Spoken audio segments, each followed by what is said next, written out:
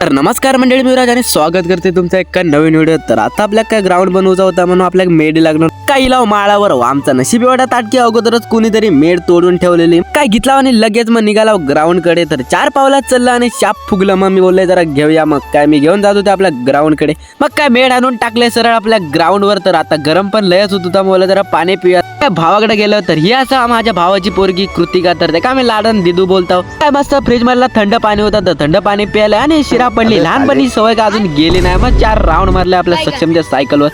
तो सर इकडे बघतोय तर ह्यो कोण आमचो बाबू। तर ह्यो काजीची पिशवी घेऊन येत होतो। पिशव्याच्या आधी आड तोंड लपवतो। त्याका वाटलं का आम्ही त्याला बघतणार चांगलोच भेटलो तडाक्यात। मग काय दीदी बाय बाय केला आणि आता आपल्याला दुसरी मेड शोधू जायची होती।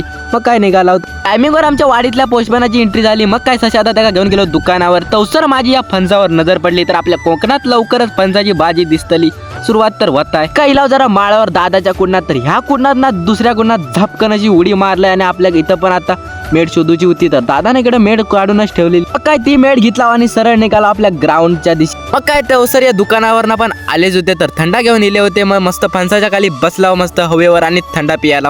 आजचा थंडा या पोस्टमन भावाकडून होता। ज्याचा त्या फणसाकडेच बघत होते की कधी फणस धरता आणि कधी मी काढतो। ह्यो जर ब्लॉग मालकान बघितला तर सगळ्यांका एका लाईनीत शेकवत घेत। एवढ्यात आपल्या आर्यनच्या पप्पाची रिक्षा इली। तर आर्यनने मी ती रिक्षा पकडला होता। जर पप्पा त्याचो आरशातनं बघता तर आर्यनासोबत माक पण सोलटवला नसता। का आपली मेड होती ती घेऊन निघाला सरळ आणि हाणून टाकला आपल्या ग्राउंडवर।